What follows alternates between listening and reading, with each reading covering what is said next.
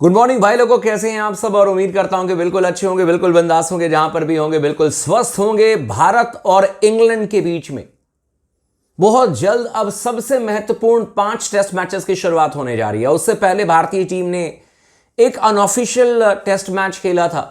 दूसरा unofficial test match की शुरुआत कल से होगी, 6 तारीख से लेकर के 9 तारीख तक।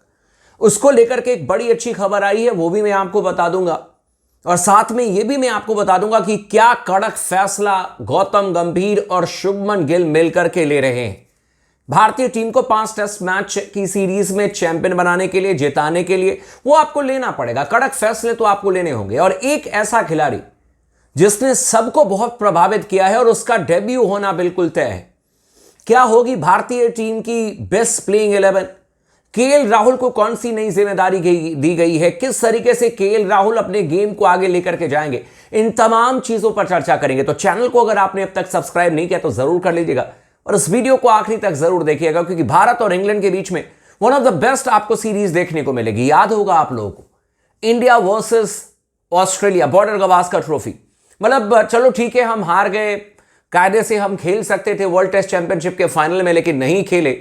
लेकिन वो सीरीज बड़ी अच्छी हुई थी। हमने नीतीश कुमार रेड्डी की बैटिंग देखी, हमने यशस्वी जायसवाल को ऑस्ट्रेलिया में पहली दफा जाकर के खेलते हुए देखा, रन बनाया था जायसवाल ने। कमाल लाजवाब राहुल की बल्लेबाजी हम सब ने देखी, क्या कमाल की बैटिंग की थी कमाल लाजवाब राहुल ने। और ऐसे में उम्मीद की जा सकती है कि इंग्लैंड के खिलाफ में भारतीय टीम जो है वो अपना दम जरूर भरेगी। मैं ये नहीं कह रहा हूं, मैं कोई जीत की गारंटी नहीं दे रहा हूं। मुझे पता है इंग्लैंड को इंग्लैंड में हराना कोई ये आसान काम नहीं है, लेकिन हमने पहले किया हुआ है। अभी भी मैं कह रहा हूं कि इंग्लैंड को इंग्लैंड में हराने के लिए आपको बहुत मेहनत करनी होगी, आपको बहुत पापड़ बेलने होंगे। लेकिन यह ऐसी चीज नहीं है कि असंभव है कि हम नहीं हरा सकते। बिल्कुल हम हरा सकते हैं। हमारी टीम भी मजबूत है, तैयारी भी चल रही है। और जैसे मैंने आपको कहा कि कल से अनऑफिशियल टेस्ट मैच की शुरुआत होने जा रही है। लेकिन क्या होगी भारतीय टीम की बेस्ट प्लेइंग 11 इंग्लैंड के खिलाफ में, और कौन किस पोजीशन पर खेलते हुए नजर आएगा? तो सबसे पहले तो आप समझ लें कि साई सुदर्शन का डेब्यू बिल्कुल तय हो चुका है। साई सुदर्शन भारतीय टीम के लिए डेब्यू करेंगे पहले टेस्ट मैच में, जो कि 20 तारीख से खेला जाएगा। लेकिन क्या साई सुदर्शन से ओपन करा लिया जाएगा? क्या साई सुदर्शन और जायसवाल ओपन करेंगे? और 3 नंबर पर फिर कायदे से अगर देखें तो फिर शुभमन गिल आ जाएंगे या केएल राहुल आ जाएंगे। और फिर उसके बाद मान लीजिए कि 3 पर अगर केएल राहुल आएंगे तो 4 पर शुभमन गिल आएंगे, अगर 3 पर शुभमन गिल आएंगे तो 4 पर केएल राहुल आएंगे। क्या ये हमारी बैटिंग लाइनअप होगी? ऐसा नहीं होगा बैटिंग लाइनअप में। मैं आपको बताता हूं, देखिए कई सारे जगहों से ये खबर आ रही है कि हो सकता है कि कल केएल राहुल जो हैं वो मध्य क्रम में बैटिंग करें, और हो सकता है कि आप अभिमन्यु ईश्वरन के साथ में ही ओपन करने के लिए जाएं। लेकिन इसकी कोई गारंटी नहीं है कि अभिमन्यु ईश्वरन इंग्लैंड के खिलाफ में पहले टेस्ट मैच में ओपन करेंगे।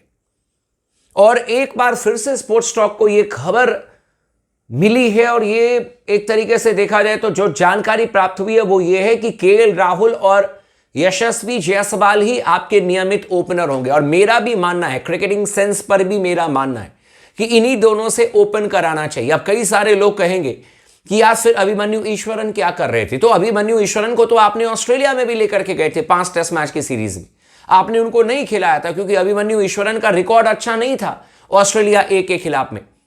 वो बड़े तगड़े बल्लेबाज है, बहुत कमाल के खिलाड़ी हैं, इसमें कोई शक नहीं है। लेकिन आपको यह भी समझना होगा कि यह टूर्नामेंट बहुत महत्वपूर्ण है, 5 टेस्ट मैचेस की सीरीज है, और इसमें आप आनंद फानंद में बहुत सारे युवाओं को नहीं भर सकते हैं अपनी टीम। और मैं केएल राहुल को ओपन करने के लिए जायसवाल के साथ में क्यों कह रहा हूं, उसके पीछे 2 वजह है। एक तो हमारे कोच गौतम गंभीर, जो कि हमेशा से मतलब उनका मानना रहा है कि लेफ्ट एंड राइट कॉम्बिनेशन होना चाहिए। यानी कि आपने ओडीआई फॉर्मेट में देखा होगा, आपने टेस्ट मैचेस में देखा होगा, तो उस कायदे से तो अगर साई सुदर्शन ओपन करेंगे जायसवाल के साथ में तो दोनों बाएं हाथ के बल्लेबाज हो जाएंगे। तो इसलिए मुझे लगता है कि शायद ओपन करते हुए नजर आएंगे आपको केएल राहुल यशस्वी जायसवाल के साथ में। और केएल राहुल का रिकॉर्ड बड़ा अच्छा है। आप सभी दोस्तों को याद होगा कि जब विराट कोहली की कप्तानी में हम इंग्लैंड में गए थे आखिरी दफा खेलने के लिए 2021 में, 2022 में एक टेस्ट मैच हुआ था जहां पर कि बुमराह ने कप्तानी की थी, लेकिन उस 21 की टूर्नामेंट में सबसे ज्यादा रन हिटमैन रोहित शर्मा के नाम और उसके बाद केएल राहुल के नाम।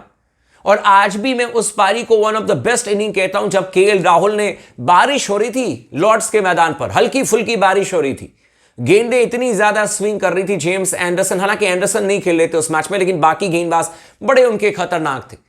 और उसके बावजूद भी केएल राहुल ने अपने स्किल को दिखाया, शतक लगाया था केएल राहुल। इंग्लैंड में रन बनाया है केएल राहुल ने, और इसीलिए मुझे लगता है कि जायसवाल के साथ में केएल राहुल शुड ओपन, उन्हीं को ओपन करना चाहिए।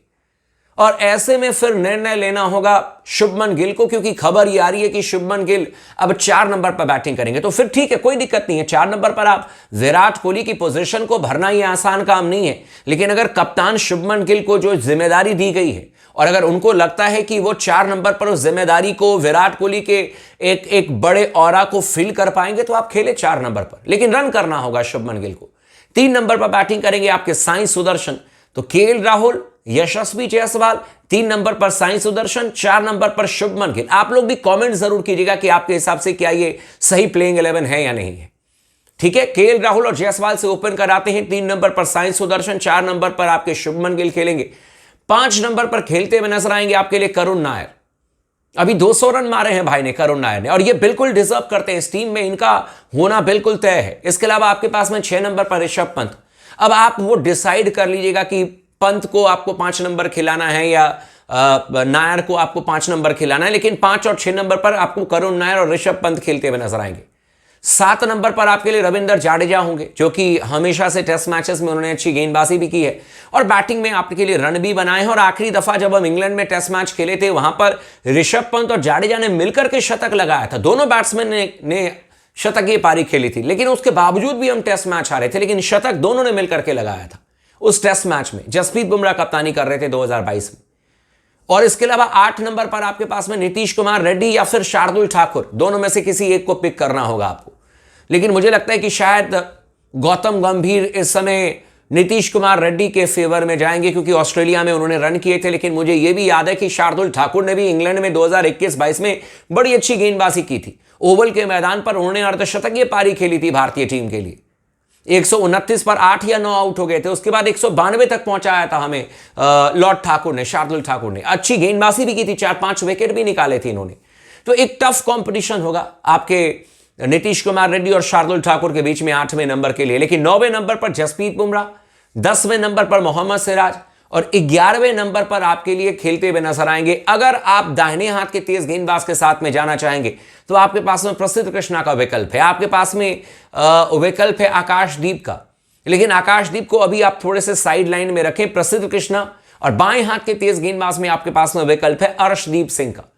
तो ये मैनेजमेंट को अब फैसला लेना है कि वो अर्शदीप सिंह के साथ में जाएंगे बाएं हाथ की गेंदबाज के साथ में, या प्रसिद्ध कृष्णा के साथ में। अर्शदीप एक अलग एंगल, एक अलग वैरायटी लेकर के आते हैं। प्रसिद्ध कृष्णा की अपनी एक अलग स्ट्रेंथ है, वो गेंदों को स्किड कराते हैं, अनइवन गेंद उनकी बाउंस करती है, अचानक ही गुडलैंड से गेंद उछलती है, बल्लेबाजों को वो भी परेशान कर सकते हैं। और इस समय आईपीएल में उन्होंने बड़ी अच्छी गेंदबाजी भी की।